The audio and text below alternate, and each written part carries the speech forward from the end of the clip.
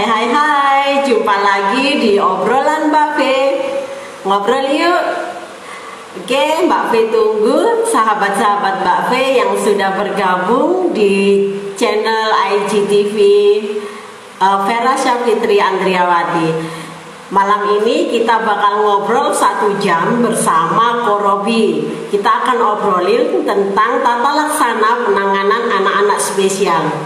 Siapa sih anak-anak spesial ini? Nanti kita tanya langsung kepada Ko Robi. Untuk profilnya, Ko Robi ini dengan nama lengkap Robi Susanto, MPC Psikolog. Beliau adalah owner dari Biro Psikologi Pelita Kasih Terapi Center. Beliau juga seorang psikolog klinis, psikolog anak, remaja, dan keluarga. Beliau juga seorang trainer profesional, seorang hipnoterapis, juga seorang konselor tarot kairos. Oke, kalian pasti penasaran nih dengan Ko Robi. Mbak Fe akan bergabung dulu dengan Ko Robi. Profil lengkap dari Ko Robi ini, sahabat-sahabat Mbak Fe bisa langsung cek di Facebook Vera Syafitri Andriawati atau di IG Vera Syafitri Andriawati. Hai Mbak Robi, selamat malam. Malam juga Mbak Vera. Terima kasih ya, kau sudah mau bareng Mbak Fe untuk ngobrol sesuatu malam ini. Oke, Ko Robi, seperti tema yang kita angkat malam ini, sebetulnya Mbak Fe itu ada beberapa teman yang memiliki anak dengan anak spesial ya. Nah, ini banyak cerita dari mereka bahwa teman-teman anak-anakku ini kasihan loh, mereka seperti diabaikan orang tuanya, seperti ditelantarkan oleh orang tuanya. Ya kalau kita positive thinking ya, kita pikirnya mungkin orang tua mereka ini belum tahu mereka tuh harus ngapain dengan anak-anak mereka, harus ditreatment seperti apa, atau mereka harus kemana untuk mempermudah mereka merawat anak-anak spesial ini. Jadi sepertinya tema ini cocok buat orang tua yang selama ini belum tahu mesti ngapain dengan anak-anak spesial ini. Begitu tuh ya. Jadi sebelum kita lanjut, Ko Robi, yang dinamakan atau misalnya kita ini ya sebagai orang awam, bagaimana caranya mengetahui bahwa mereka di sekitar kita ini merupakan anak-anak yang spesial, Bu? Silakan, Bu.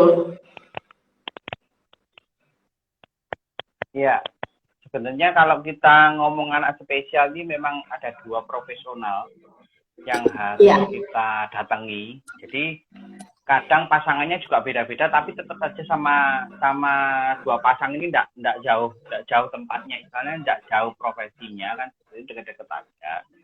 Jadi kalau umpamanya untuk pertama kalinya karena fisiologis anak itu memang harus diperiksa secara sehat, adakah alergi, adakah kebutuhan gizinya itu terpenuhi atau bagaimanapun, biasanya ke dokter tumbuh kembang.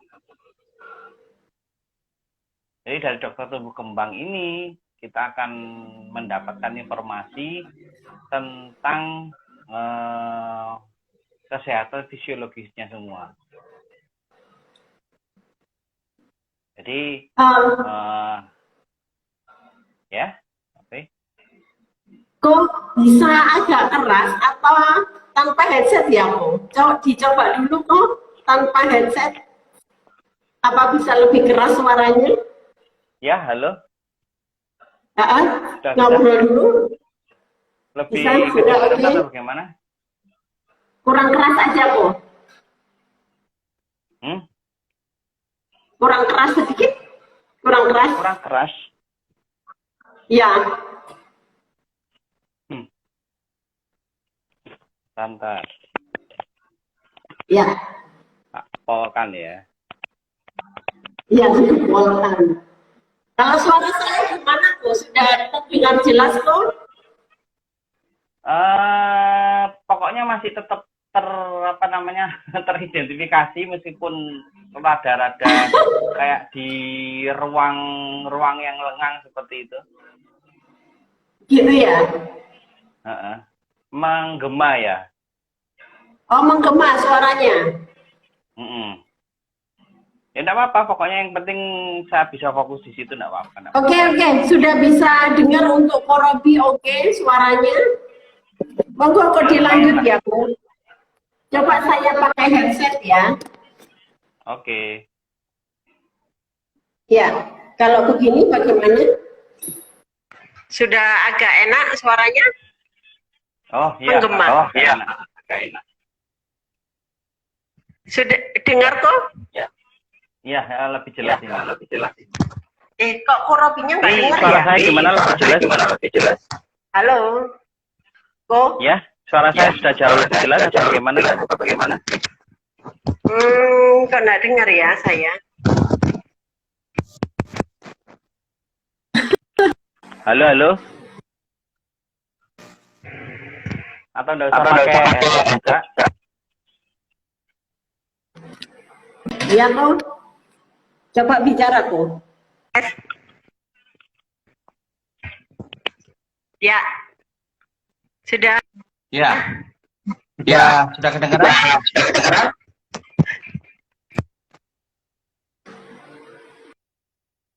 Ya, kok lanjut aja kok. Aku nggak pakai headset, nggak bisa nggak dengar. Nah ini oke. Korobi oke. Ini suaranya oke. Oke, no problem. Yuk, lanjut. Oke, diulang kok. Ya.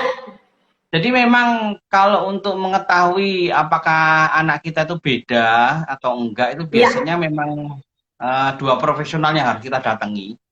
Jadi dokter untuk pertama kalinya itu masalah fisiologisnya. Jadi apakah bayinya sehat atau anaknya sehat, terus isinya oke, terus apakah kondisinya semuanya beres, itu semuanya itu masalahnya dari dokter tumbuh kembang atau dokter anak kan seperti itu. Nah, tapi jangan lupa karena kalau dokter hanya sekedar satu dokter saja kan seperti ini masih belum cukup.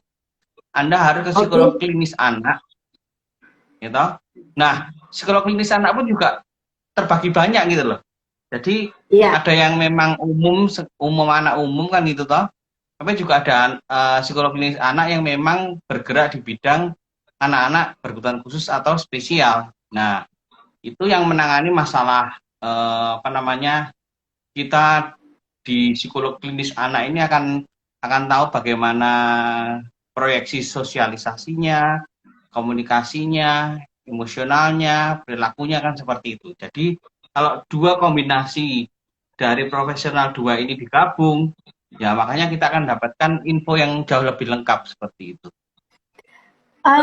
Kalau misal ini kok ya, kalau untuk orang awam sebelum orang tua ini memutuskan, oh saya ingin mengetahui lebih lanjut apakah anak saya ini benar-benar anak spesial atau memang hanya sekedar overaktif aja, itu bagaimana membedakannya dengan anak-anak yang biasa secara kasat mata sih yang bisa dilihat gitu, sehingga orang tua ini bisa memutuskan untuk memastikan bahwa ini benar-benar anak spesial nih, saya harus ke dokter anak dan ke psikolog anak gitu kok. Ya, biasanya kan gejala-gejala muncul itu kan biasanya ada istilahnya red zone-nya, red flag-nya di tumbuh kembang anaknya kan. Jadi ada ciri-cirinya seperti itu. Kalau umpamanya 2 tahun saja, mestinya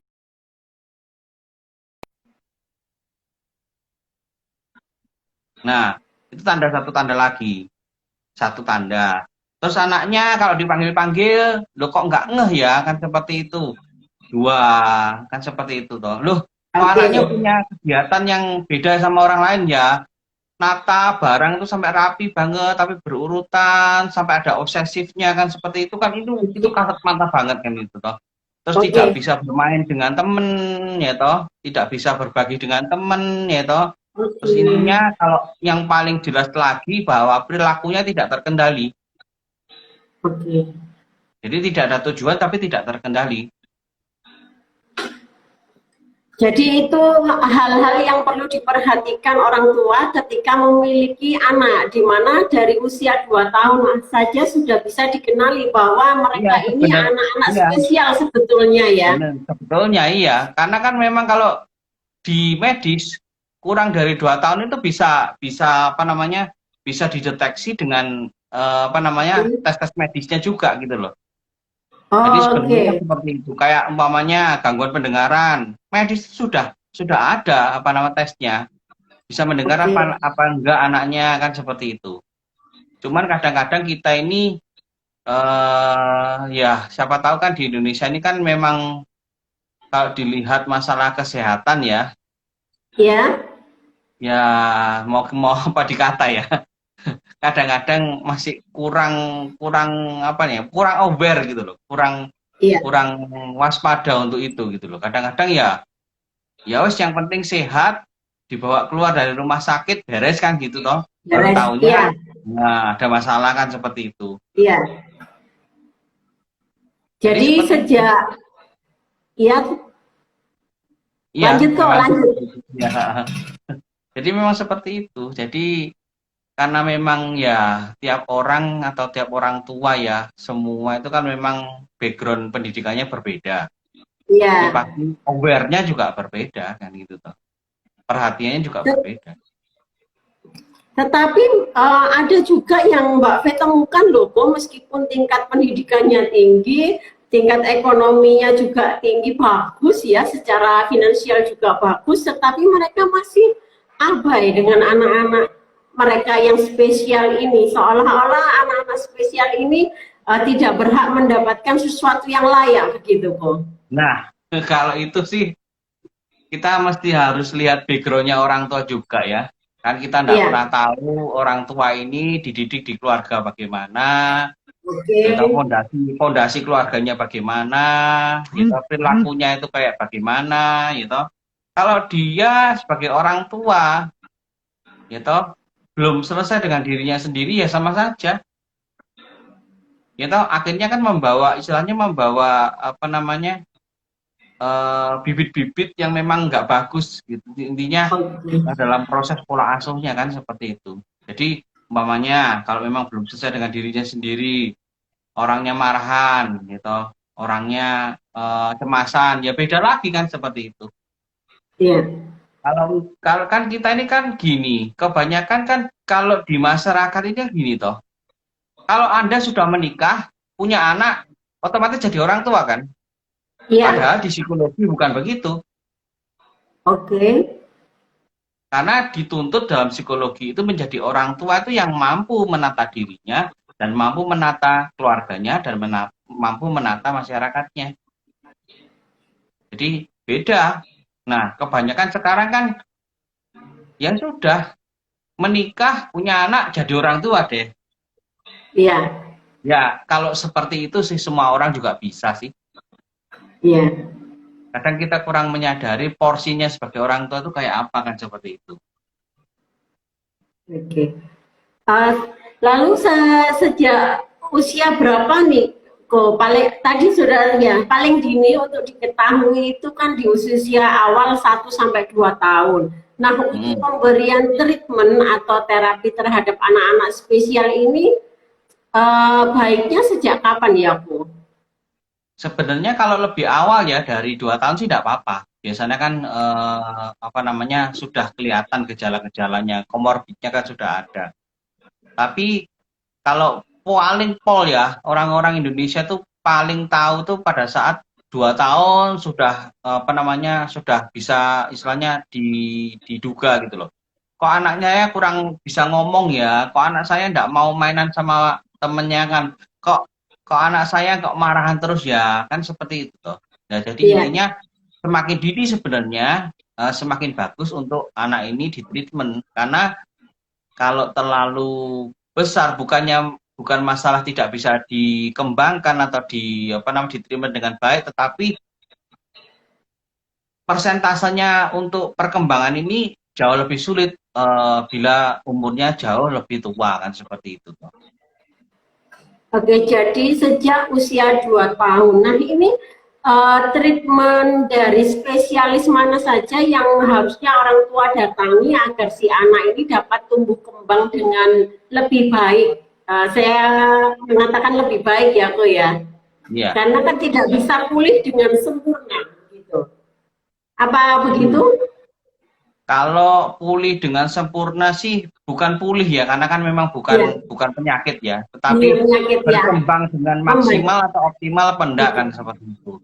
Kalau optimal pasti bagus, tapi sisa-sisanya untuk kenyataannya pada sisanya itu pasti kelihatan kan seperti itu. Cuman setidaknya anak-anak kita itu sudah mampu diterima oleh masyarakat dengan masalah perilakunya, sudah ndak aneh gitu loh. Sudah ndak aneh, kata orang tua tuh, umpamanya kalau umpamanya yang kemarin itu orang-orang masyarakat ngomong kok aneh ya anak ini ya kan seperti itu. Nah sekarang kalau sudah di treatment biasanya ngomongnya oh bagus ya sekarang ya bisa ngomong ya kan seperti itu toh. Oke. Oh sekarang jadi, bisa salim ya kan seperti itu. Iya. Tapi sisa-sisa memang di mereka ini anak-anak spesial masih tetap terlihat ya, paling tidak mereka bisa mandiri ya. Tujuannya untuk terapi ini apa saja, Ko? Ya setidaknya bukan mandiri saja toh, kan hidup ini kan berkembang terus kan ya. Nggak selamanya anak-anak ini kan ikut untuk apa namanya istilahnya di bawah bimbingan orang tua mereka toh. Ya yang diharapkan anak-anak ini berkembang sesuai istilahnya apa namanya kemampuan manusia yang seutuhnya, jangan seperti itu toh. Sekarang kalau memang kita aja dari awal tidak bisa untuk apa namanya memenuhi segala apa yang mereka butuhkan, ya jangan ngomong masalah masa depan gitu loh ya. Susah kalau gitu. Anda umpamanya jadi orang tua, gitu, ndak kerja, ndak apa, ya susah untuk kita ngomong masalah masa depan anak kan seperti itu. Tapi kalau kita ngomong masa depan anak, ya berarti kan kita harus mampu untuk menjadi orang tua yang baik dan benar kan gitu. Jadi harus memang benar-benar mampu gitu loh. Nggak asal-asalan jadi orang tua. Iya. Apakah ada kategori-kategori khusus untuk anak-anak spesial ini, Bu? Di mana ada anak-anak yang bisa istilahnya berkembang secara baik, ada memang perkembangannya sampai di sini saja seperti itu, Bu. Sebenarnya kan anak berkebutuhan khusus atau spesial ini kan banyak memang untuk diagnosanya kan banyak. Bergantung sama kategorinya, di mana dia itu ada yang ringan, ada yang sedang, ada yang berat kan seperti itu. Ya tinggal nanti ini diagnosanya apa, gitu baru kita bisa teliti. Jadi intinya kan kita sekarang ini kan ngomong global, anak spesial, anak berkebutuhan khusus seperti itu kan. Jadi intinya kita umum saja, karena kalau sudah mengarah ke diagnosa sudah beda. Umpamanya kayak kalau anak autis ya seperti itu. Intinya kan ada yang sedang, ada yang ada yang berat gitu. Terus ada yang masih bisa dikembangkan dengan baik kan seperti itu toh. Jadi tipe-tipe sudah beda. Ada yang kalau hiperaktif, ADHD itu ya ada juga caranya sendiri. Kalau ADHD biasanya kita berhubungan dengan psikiater dan psikolog klinis anak. Jadi intinya pasangannya itu beda, tetapi sama-sama ya tetap aja ke medis, dari ke psikologinya kan seperti itu. Cuman beda pasangan aja kan seperti itu profesionalnya. Oke. Jadi untuk mengarahkan perlu treatment harus berkonsultasi terlebih dulu ke beberapa spesialis atau praktisi yang berhubungan dengan kondisi fisik dan mental si anak untuk bisa mendapatkan treatment yang sesuai dengan diagnosanya ya, Bu? Iya, kalau kita nggak sejelas-jelasnya kita mendapatkan diagnosa, mau treatment kayak gimana? Kan nggak mungkin kita treatment sembarangan. Anda sakit panu, tapi saya kasih Anda obat flu, kan lucu kan? Iya. Contohnya ya itu ya, bukan Mbak V-nya yang sakit panu ya. Kok Robi tahu aja.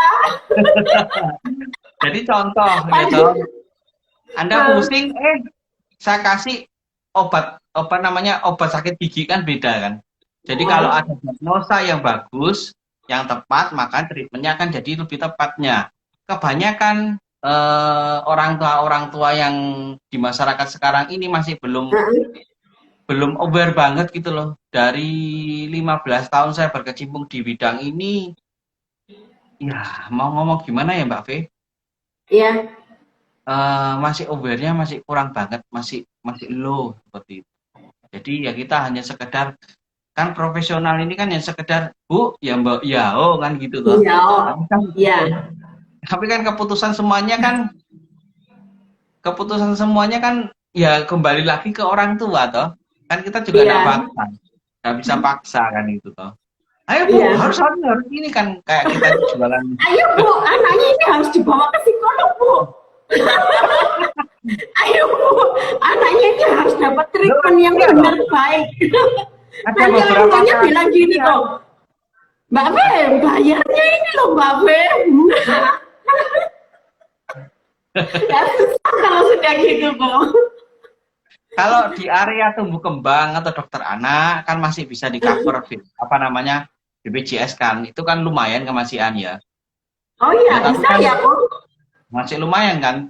Ada juga yang memang intinya ada rumah sakit juga yang psikolognya masih juga di cover BPJS. Tapi ya ada semua kan seperti itu. Iya. Tapi kan ya namanya orang tua kan kita juga harus berusaha toh. Maksudnya terus kita harus mengandalkan semuanya. Iya. Gitu. Nah kalau kita mengandalkan semuanya untuk istilahnya untuk anak aja kita mengandalkan untuk orang lain kan gitu toh. Terus-terusan selalu bergantung pada orang lain, nah terus piye maneh kan seperti itu toh. Iya. Kita kan sama-sama diberi otak sama Tuhan, diberi kepintaran sama Tuhan. Sama loh Mbak Fe, sama semuanya rata. Tinggal digunakan apa enggak gitu loh Mbak Fe. Iya benar-benar. Ini dari Bunda Ratna ini, jujur sekali kok Robi. Harus jujur ya kok ya. Karena ini kan demi kebaikan anak-anak spesial. Karena anak-anak spesial ini nggak tahu yang mereka alami apa dan bagaimana.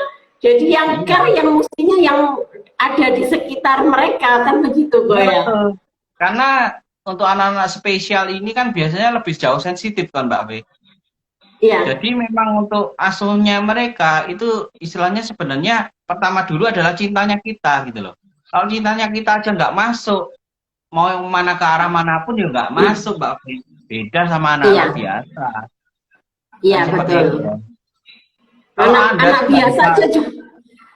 biasa juga butuh cinta, apalagi yang spesial ini kok ya. Iya. Kan seperti itu. Jadi ya mau ngomong apa lagi kan gitu toh. Intinya kan kita ini kan sama-sama istilahnya mau berkembang sebagai manusia ini tentang obat panu. Makanya saya ketawa itu. Bunda. Kayak sukanya ini mesti gitu. Nah iya. Jadi ya kalau memang mau anaknya berkembang dengan baik secara optimal ya setidaknya kita yang pertama kali adalah ya memantapkan diri sendiri toh sebagai orang tua. Iya. Tapi ya sejauh ini bukannya pesimis Mbak Fe, bukan pesimis sih sebenarnya. Cuman ya masih kurang aware-nya orang tua kepada mereka ini. Nggak tahu sebenarnya. Kan ya bagaimana Mbak Fe, wong sekarang aja kalau pandemi malah banyak yang nikah. Betul. Karena stres akhirnya kan nikah kan. Itu aja tujuannya sudah salah kan seperti itu. Iya. Bagaimana hasilnya nanti? Bagaimana hasilnya kan ya gitu toh.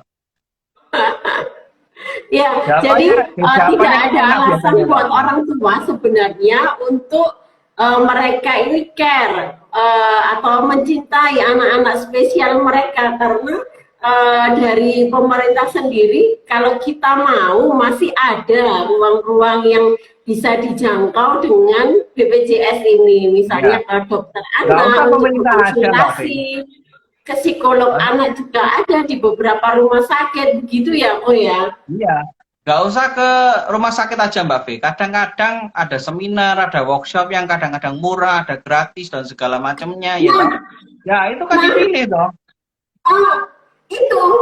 itu enggak mau.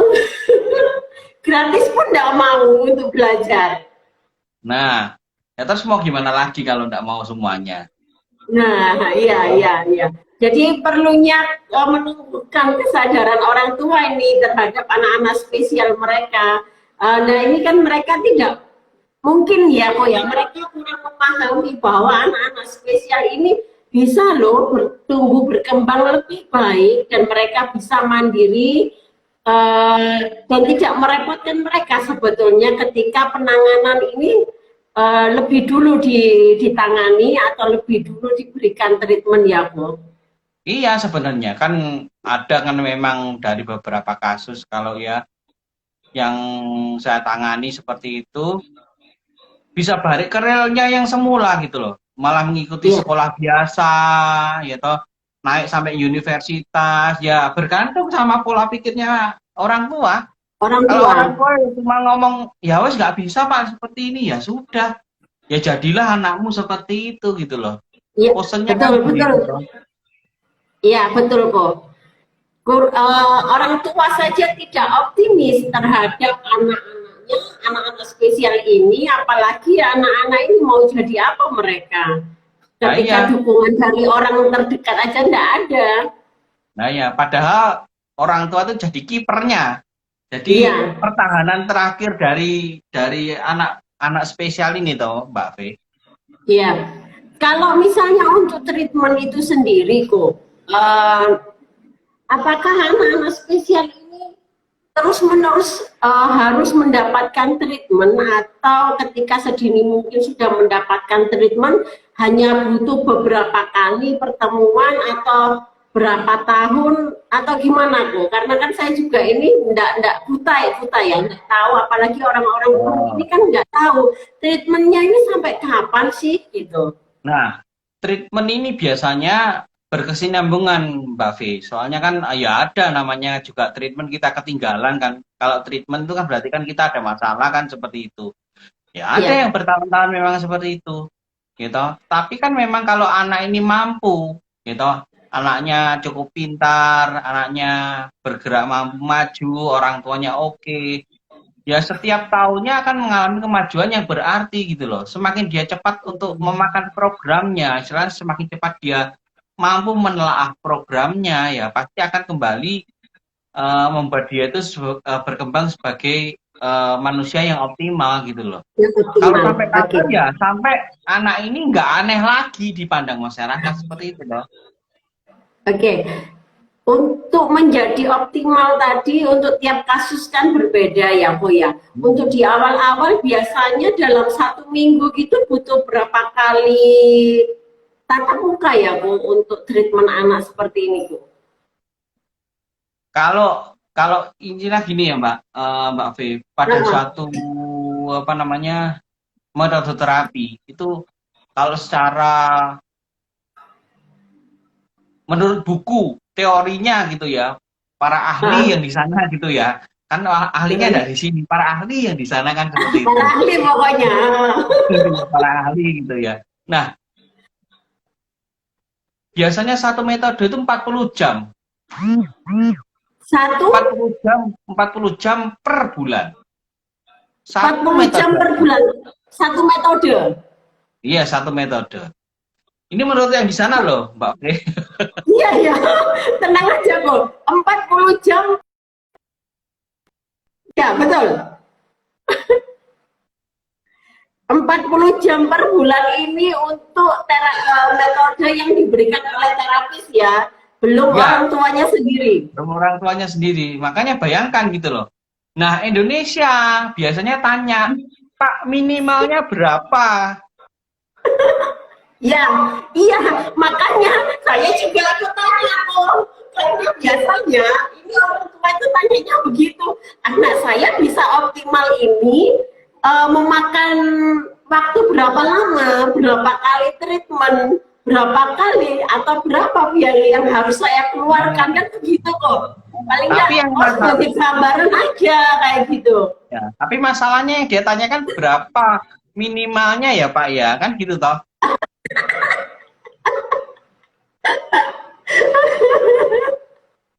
Jadi ya susah ya kan, memang seperti itu toh. Para ahli ngomongnya kan beda gitu toh. Makanya kalau di Indonesia itu diutak-atik kan gitu toh.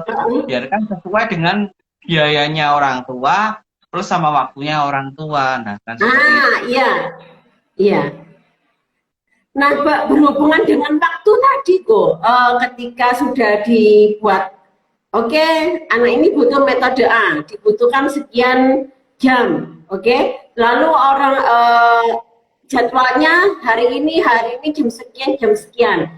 Ketika ini skip karena orang tua tidak bisa mengantarkan anaknya untuk terapi atau ada kondisi khusus, apakah ini mempengaruhi juga terhadap tumbuh kembang anak ini kok? Nah, dari awal saya bukan ngomong masalah banyaknya ya Mbak V, karena kan memang kalau banyaknya kan kita sudah mengkhianati para pemberi teori. Saya lebih ke arah konsistennya Mbak V. Jadi kalau umpamanya 1 minggu Anda 3 kali, ya harus konsisten tiap 3 kali, meskipun tidak selama sesuai yang dianjurkan para ahli kan gitu toh. Ya. Yang penting konsistennya gitu loh. Kalau nggak konsisten ya sama saja Mbak V, mending pulang gitu, enak-enak di rumah minum es teh, turu Mbak V. Turu. Jadi orang tua dengan anak-anak spesial harus ekstra berkorban nih, harus ekstra meluangkan waktu, berkorban apa? Waktu, tenaga, pikiran, juga uangnya untuk anak ini agar tetap konsisten melakukan terapi sesuai yang dijadwalkan oleh terapisnya, kan begitu kok ya? Betul. Jangan pernah. Loh banyak loh kejadian Mbak V, punya uang, banyak uangnya Mbak V, tapi gara-gara tidak konsisten, ya anaknya akhirnya jadi tidak karuan kan, seperti itu toh. Jadi jangan disangka bahwa jangan disangka kalau orang tua punya uang banyak terus habis itu bisa konsisten, belum tentu Mbak V. Tak ancam kalau saya. Itu orang tuanya perlu dikonseling juga kayaknya Bu ya, kalau seperti itu. Bukan dikonseling, disabet tuh. Kok ini ada pertanyaan dari Mbak Uti Probolinggo. Kok berkenankah menjelaskan treatment untuk anak CP, cerebral palsy ini ya mungkin, berdasarkan kasus anak usia 3 tahun namun belum dapat duduk dengan imbang, didiagnosa CP oleh dokter. Nah, CP ini banyak macamnya Mbak V. Jadi pasti ada diagnosa dari dokter, ada yang diplegia, triplegia, gitu, quadriplegia. Ini yang mana dulu gitu loh. Ada yang beda-beda gitu kan. Tetapi kalau anak usia umur 3 tahun belum duduk, ya belum imbang dan segala macamnya, berarti kalau tidak salah ini kan berarti masih lumayan bagus kan, seperti itu toh. Nah, itu biasanya berurusan dengan fisioterapi Mbak V. Oke. Jadi bisa dilatih dengan itu, dan biasanya dokter-dokter untuk anak CP ini biasanya akan merujuk ke fisioterapi, terus terapi bicara, sensori integrasi, kan seperti itu. Makanya kalau ini kan seperti, oh CP apa? Saya harus ditanya lagi, loh CP-mu yang bagaimana kan itu toh. Ada kan yang satu tungkainya itu hanya hanya satu yang nggak bisa bergerak. Ada tungkainya yang 2 nggak bergerak. Ada semuanya nggak bisa bergerak. Beda-beda tiap modelnya gitu loh. Berbeda banget kan itu. Jadi memang lebih banyak di fisioterapi kalau anak yang seperti ini. Mumpung anaknya baru 3 tahun. Oh gitu ya.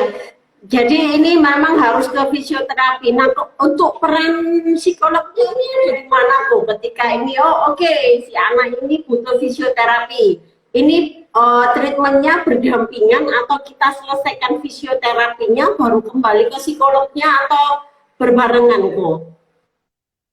sebenarnya kalau saya memilih ya, kalau saya sebenarnya ya Mbak Fe ya, mestinya Ya, lebih enak berbarengan. Karena kan gini, dokternya dokternya kan sudah menyerahkan ke fisioterapi, ke terapi bicara ya, dan segala macamnya. Nah, biasanya ibu-ibu yang mempunyai anak CP ini mempunyai ya toh kegundahan gitu loh. Kapan sih anakku ini kok seperti itu? Nah, anak CP gitu ya. Bukan ngomong nggak bisa bagus jadinya Mbak Fe ya, tapi ya. biasanya karena ini masalah otot Mbak Fe, masalah syaraf itu lama untuk apa namanya perkembangannya itu cukup lama. Jadi kadang itu Oke, setahun aja kayak ndak ada perubahan sama sekali padahal di dalamnya ada perubahan seperti itu toh. oke. Jadi Perubahan-perubahan. ada sampai Lanjutkan juga kok. yang anak yang disonde dan segala macamnya itu bergantung sama diagnosa dokternya. Mm-mm. Gitu. Untuk Kalau peran masih bergerak semuanya. psikolognya, Nah, jadi gini, untuk psikolognya ini hanya pendampingan saja ke orang tua gitu kok.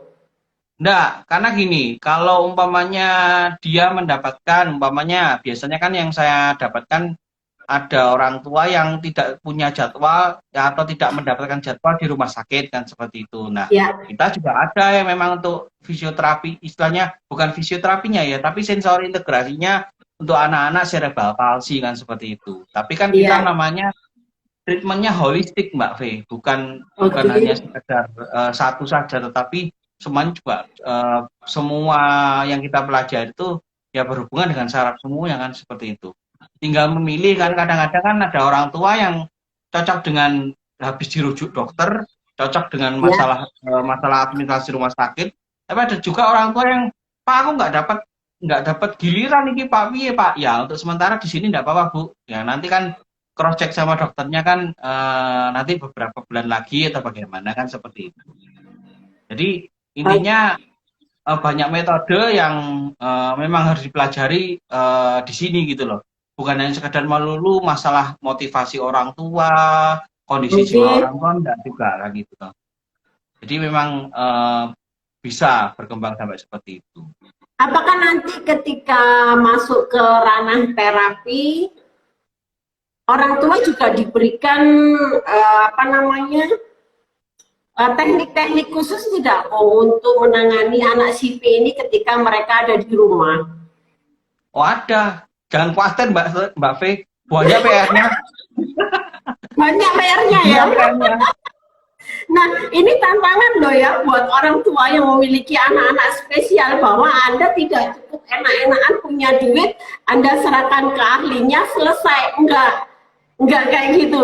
Di rumah PR Anda akan banyak dan panjang yang harus diselesaikan bersama si anak. Begitu ya, Bu Iya, ya? iya. Bahkan kalau ada fisioterapinya yang bagus seperti itu, biasanya punya PR tiap tiap datang sekali gitu pasti ada PR-nya kan seperti itu. Kalau saya banyak PR Mbak V itu jelas Oh saja. ya, saya enggak datang deh kok. Kebanyakan PR. Soalnya kan memang tiap tiap anak spesial itu punya kondisi yang berbeda Mbak V. Jadi kita memang perlu belajar itu. Jadi tiap orang tua kalau memang diagnosanya beda, belajarlah untuk anakmu sendiri kan seperti itu. Jadi jangan Ya. jangan apa jangan jangan sekedar hanya oh krungu tonggo kan seperti itu tuh biasanya krungu tonggo ini begini. Jadi kadang kan ada ya minum obat 2 tetes sembuh Bu. Nah ya saya tuh bingung loh Mbak, beneran bingung. Iya, ya. Bu Mbak V, Minta yang instan. Betul. Jadi ya, ini kendala juga ya Bu. Apakah untuk menjalankan terapi ini bisa diwakilkan misalnya, saya ini sibuk Pak, sibuk saya kerja, istri saya kerja, saya tidak ada waktu untuk bawa anak saya ke ruang terapi. Wakilkan anak saya datang bersama orang lain, misalnya pengasuhnya atau saudara terdekatnya begitu. ya udah apa-apa, enggak masalah. Yang penting Oh anak ini ya, konsisten kan gitu toh. Anak ini oh punya gitu. jadwal, anak ini punya waktu ya seperti itu gitu toh. Ya kalau yang ngantar, oh ini saya enggak punya waktu ya karena suami istri bekerja gitu. Pacar saya ya boleh Mbak Fe, enggak apa-apa. Kok itu Pak?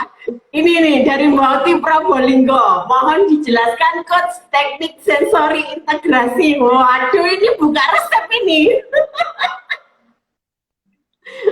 Rahasia. Loh, ini sudah pernah ke fisioterapi apa belum? Biasanya fisioterapinya rada cerewet gitu. Kalau saya sih cerewet gitu loh. Iya. Terus? Jadi intinya ini integrasi ini adalah memancing anak-anak kebutuhan khusus itu ya.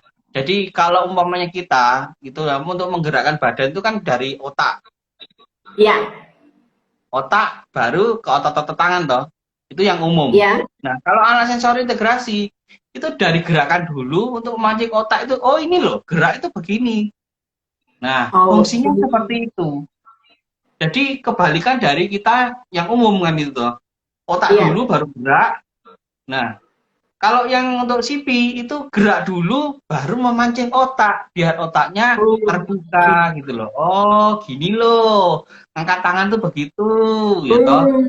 Ngomong gitu itu begitu ya. Kalau umpamanya ini anaknya Mbak siapa? Mbak Bauti Probolinggo ini cukup bagus ukuran otaknya dan segala macamnya. Otomatis setidaknya saya optimis pasti nanti semua gerakan pasti bisa deh. Kan ini berhubungan dengan masalah apa namanya otak juga kan, Mbak Fi? Iya. Jadi ukuran kita menstimulasi kinestetiknya dulu ya. Iya dari gerakan impulsnya ke otak kan itu toh. Ke otak. Karena memang kekakuan otot, kekakuan di dalam apa namanya pergerakan anak-anak CP itu memang dipancing dulu. Nah, makanya kan pakai fisioterapi, sensori integrasi kan seperti itu. Oh iya, benar. Harus pakai fisioterapi nih Mbak Uti, enggak bisa sih kalau mau orang tua mengajari sendiri hanya gerakan-gerakan sederhana. Oh, untuk banyak kok, Mbak Fe. Alat-alatnya banyak. Sepatu AVO, alat-alatnya banyak. Oh gitu. Jadi kalau memang dia ini istilahnya Mbak Bauti Probolinggo itu istilahnya benar-benar care dengan anaknya, ayo dicoba untuk cari tahu lebih banyak. Itu PR-nya. Ayo Mbak, cari tahu lebih banyak ini. Tidak hanya sekedar teknik, tetapi aplikasinya bagaimana, dan ini suatu terapi yang holistik, tidak bisa berdiri sendiri. Begitu ya, Ko ya? Betul, sebenarnya seperti itu sih. Kalau mau belajar langsung ke Korobi aja.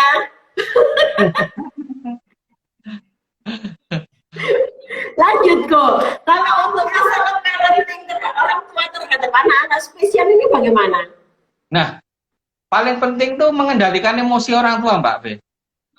Emosi orang tua beres ya, mengendalikan emosi. Emosi siapa?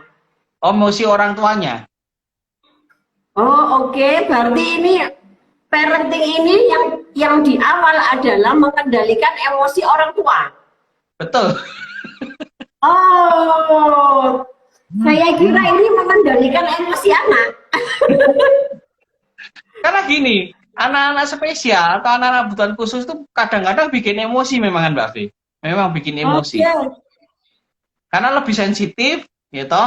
Mereka ini memang cari gara-gara, intinya kan seperti itu. Karena memang dia kan gini, kita ngomong sama orang tua pun juga nggak bisa, gitu. Ya. Kita kalau mau kasih kode-kode ya bukan pujangga cinta kan seperti itu toh. Nggak nyambung. Nggak nyambung akhirnya. Nah, orang tua biasanya cuma marah. Iya, betul. Nah, itu menyakitkan anak kan seperti itu toh. Berarti biasanya anaknya malah nggak patuh di situ kan gitu toh. Jadi makanya harus disentuh area emosinya orang tua dulu, baru emosi orang tua itu menyentuh emosinya anak. Nah, kalau semuanya itu terhubung, ada bondingnya kan? Iya. Nah, kalau dengan adanya bonding ini, ya toh, kita terikat emosi, ya toh, otomatis kalau kasih perintah, kita dengan seperti itu kan biar kita tahu toh. Oke. Itu kalau Dia Mbak V mau dikedipin gini cewek cowok ngono kan sudah ngerti toh. Belajar sudah bahasa langsung tadi. bonding itu tuh. Lah, kalau orang tua aja tidak mengerti Mbak V, terus siapa sih yang mau mengerti kan gitu toh? Ya, ya, biasanya orang tua emosional terus bentak-bentak anak. Ya, ya apa ya kok ya? Ya saya juga pernah lihat sih seperti itu. Kasihan juga anaknya. Aduh, Paling nggak bisa ngomong dipukuli saya. pantatnya gitu loh, paling dipukuli pantatnya, dijibiti. Iya, iya, Nah, tapi kan yang betul. dirasakan anak itu kan hanya sekedar sakit kan, bukan Iya kan, perhatiannya kan gitu loh. dia juga nggak tahu dan nggak ngerti. Kan nggak bisa bales Mbak Mbak V. Kalau Mbak V Iya, tak duit kan bales kan. oh iya, Nah, itu yang bedanya. Oh iya, oke tadi lanjut. lupa satu. Terapi-terapi apa saja sih yang biasanya untuk anak-anak yang berkebutuhan khusus atau spesial itu biasanya gini Mbak V. Ada masalah otot, gitu, ada masalah Ah, sensorinya itu ya tadi sensori ya, integrasi satu. Biasa yang umum ya, sensori integrasi atau mm, kopasi. Kedua biasanya terapi apa namanya ABA, Applied Behavior Analysis, itu untuk kata-kata yang istilahnya anaknya itu kurang mampu berbicara dengan baik dan benar, gitu. oke, Terus oke, speech therapy memang gitu untuk anak-anak yang memang belum mampu untuk berkomunikasi dengan baik. Nah, banyak lagi sih masih Mbak Fe, cuman kan memang tiap-tiap ahli ini menguasai macam-macamnya gitu loh. Tinggal ya, tinggal mau yang mana dulu kan gitu toh.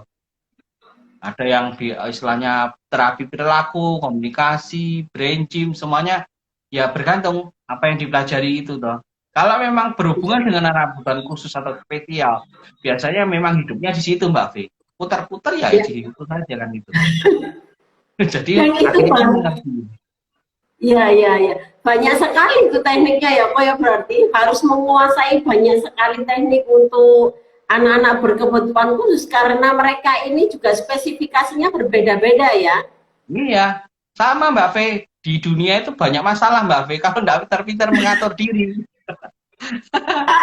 ya, ya akhirnya diri kita yang tersiksa Mbak V. Iya, iya, benar-benar. Terima Itu. kasih Coach sudah banyak memberikan pencerahan bahwa di Probolinggo sama-sama. Thank Coach. Saya jadi ikut-ikutan panggil Coach, harusnya kan saya panggilnya Korobi.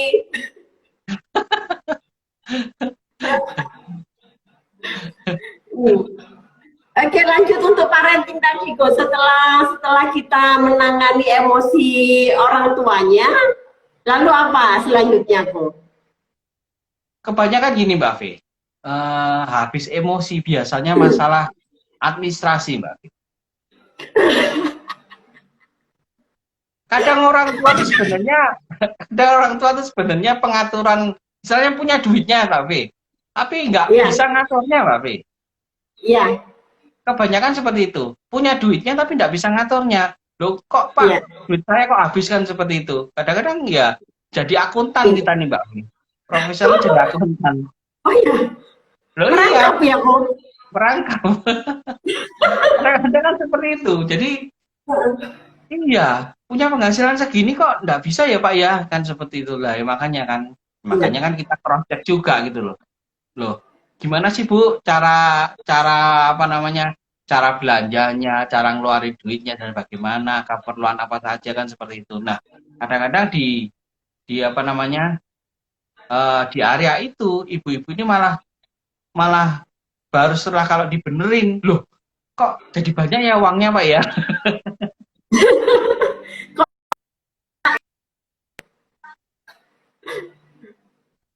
terapi keuangan. Kok ada pertanyaan lagi dari Mbak Uti Probolinggo kok, seberapa manfaat massage untuk anak-anak berkebutuhan khusus?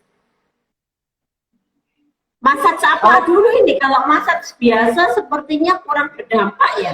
Ada massage khusus kah kok untuk anak-anak spesial ini?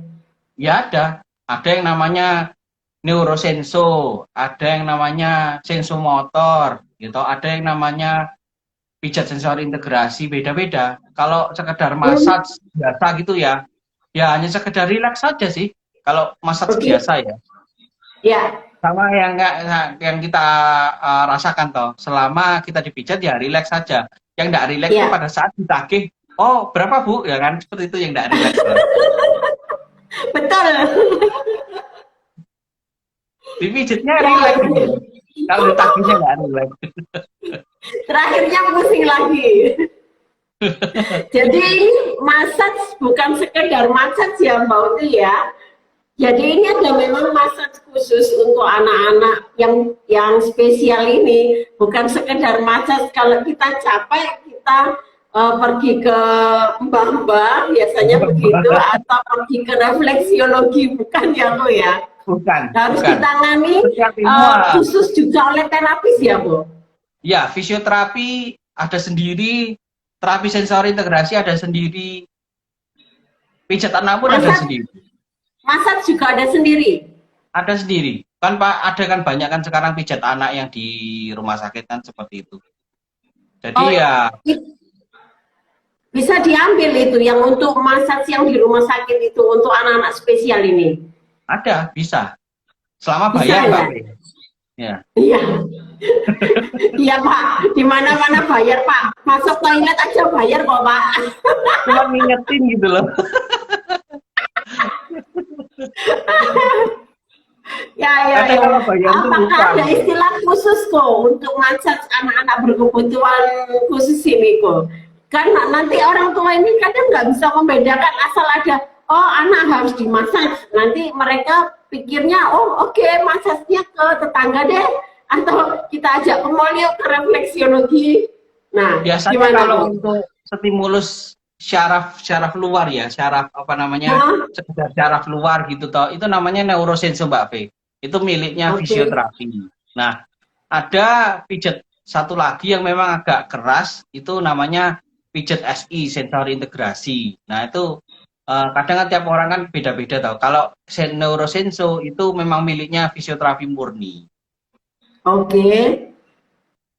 Jadi kalau pijat SI, kalau pijat sensori integrasi sama sensomotor itu beda. Kita biasanya apa namanya dapat kursus lagi Mbak V. Ya, harus terapi khusus, terapis khusus ya kok ya. Ya, kan kayak gini toh Mbak V. Ada yang di rumah sakit tuh ada yang namanya ada pijat kolik, pijat demamnya anak-anak, pijat batuknya, ya seperti itu. Nah, jadi profesionalnya dulu, baru belajar itunya lagi kan. Memang seperti itu. Nah, kalau mbak-mbak atau mbok-mbok kan seperti mbak-mbak seperti itu. Tapi ini mbak-mbaknya aja Mbak P. Ya hanya sekedar rileks, karena kan yang jadi sasaran kan hanya cuman kelemasan ototnya kan. Iya. Kan kalau integrasinya nggak ada antar otot itu ya? Nggak ada. Kalau untuk secara medisnya, secara integrasinya atau fisioterapinya kan memang ada hubungannya tiap antar sinapsnya, antar syarafnya seperti itu. Beda lagi karena kan memang kita di ahlinya kan seperti itu. Sama kayak anak itu kan pijat kembung, ya pasti yang medis masih bisa loh. Ya. Pijat batuk kan seperti itu. Itu juga belajar banyak Mbak V. Intinya kan sekarang ini belajar di luaran itu banyak juga. Intinya kan itu bukan milik medis lagi gitu Mbak V. Kalau Anda belajar masalah anak gitu, itu banyak yang sekarang ini sertifikasinya sudah banyak. Tinggal mau ngambil apa enggak kan. Bisa ya Bu, orang tua untuk mengambil kursus semacam ini agar bisa diterapkan. Jadi kan nggak perlu ngeluarin uang banyak-banyak untuk tiap kali datang massage anak ini kok ya. Bisa ya, bergantung orang tuanya gitu. Kan kadang juga ada orang tua yang nggak mau belajar gitu toh. Yang penting ya wes lah saya bayar, selesai kan gitu toh. Enggak semua orang tua kan banyak, oh aku tak belajar sendiri ya kan gitu toh. Dan anakku nanti lebih hemat ya. Nah, lebih hemat. Ya kadang-kadang kan enggak seperti itu. Biasanya orang tua kan sudah males gitu ya. ikuti Iya, umpamanya kursus 1 tahun gitu kan. Orang tua kan sudah gerah gitu loh. Ini apa ya iya. 1 tahun itu ngapain kan itu toh. Ngapain? Dulu Iya. saya biasanya kan saya dulu kalau pas khusus pijat bayi gitu ya, 1 tahun Hmm, ya otomatis kan saya harus merelakan waktu saya ya siang-siang ke iya, sana gitu. Jadi otomatis iya, kan ya memang harus ada imbal baliknya dengan waktunya kita Mbak Vi. Nah makanya kan iya, intinya kan kita di area anak-anak ya kita belajar semua ilmunya itu biar bagus kan itu. Intinya kan iya, tujuannya juga itu apa gitu loh. Nah kan gini iya, kan kebanyakan gini tuh Mbak Vi. Ada beberapa yang saya amati itu seperti ini. Saat saya umpamanya ya, saat saya mengadakan sertifikasi gitu ya, ini iya, mahal gitu ya, mahal. heeh, Yang datang itu akademisi Mbak V ya, orang tua heeh. nol gitu. Murah pun ya toh Mbak V, akademisi yang datang, orang tua tuh nggak pernah datang kan seperti itu. Iya, Loh di mana mereka? iya, betul, Ya jadi betul. sama saja kan ya. Antara mahal dan tidak pun ya nggak ada bedanya mereka nggak mau datang kan seperti itu ya. Iya, Berarti kantong Anda tebal loh Mbak V. iya, betul. Kantong orang Tapi enggak tuanya kan kan, tebal toh. Ya wes bayaran bayaran terapisnya itu sesuai dengan gratisnya. harganya kan gitu aja. Iya, iya, betul, betul, betul. Karena kalau memang mau melakukan sendiri sebetulnya juga bisa kalau memang mau mengikuti banyak pelatihan-pelatihan. Tapi Banyak ketika juga sekarang ya. dibenturkan sama niat dan tanggung jawab sebagai orang tua sebesar apa dulu mereka memiliki tanggung jawab dan bersedia untuk melakukan tugasnya ya kan Bu? Nah Kalau iya, memang tidak mampu ojo ya sampai serahkan ke bikinnya ahlinya. bikinnya semangat Mbak Fe, bikinnya semangat ya toh. Ya, Hasilnya enggak semangat gitu. iya betul, betul kok. Tidak terasa kok ini sudah kurang berapa menit ini, kurang 3 menit kok. Ini tak review aja, nanti tinggal kok lengkapi bahwa untuk anak-anak spesial ini memang perlu penanganan yang spesial dengan pengorbanan yang spesial pula, mulai dari tenaga, waktu, pikiran, bahkan materi Anda. Dan untuk di awal, screening awal itu melibatkan banyak spesialis, baik spesialis anak secara fisiologis dan spesialis psikologi untuk menelisik ke psikis anak tersebut. Jadi tidak bisa berdiri sendiri. Di situ nanti Anda akan mengetahui bahwa anak putra-putri Anda ini termasuk anak spesial yang masuk kategori apa. Nah, dari kategori tadi baru bisa dipersiapkan treatment apa yang cocok buat si anak. Betul ya, Ko ya? Betul. Oke, dan uh, tidak sepenuhnya ini diserahkan ke profesional karena ketika sudah selesai treatment atau terapi di profesional, di rumah pun orang tua ini harus mengerjakan PR-PR yang telah diberikan oleh terapis atau spesialisnya agar tumbuh kembang anak ini menjadi lebih optimal dengan cepat. Begitu ya, Ko ya?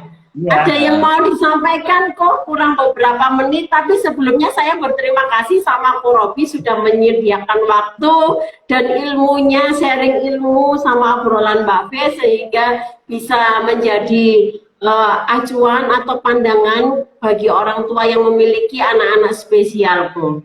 Silakan Ko sebelum ini berakhir beberapa menit ada yang ingin disampaikan sebagai penutup pesan-pesan ke orang tua, Ko. Ya, paling penting adalah yang penting semangat.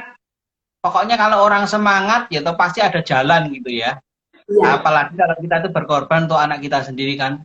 Mau istilahnya mau umum pun ya toh mau anaknya yang normal maupun anaknya yang spesial pasti ada jalan gitu loh. Yang penting jangan apa namanya? Jangan menyerah karena kita gawang terakhir dari anak-anak spesial kita gitu. Ya, seperti lagu ya. Ya kok. Terima kasih juga sama sahabat-sahabat Bape yang sudah bergabung. Ada Mbak Oti Probolinggo, Mbak Ika Lukita 94, ada Pak Adi 26, ada Fasilatul Ningsih, ada Lohayu Widarni, ada Puci, ada Basilia Subianti. Terima kasih semuanya. Terima kasih Ko Robi, sampai ketemu. Semoga kita ada ruang dan waktu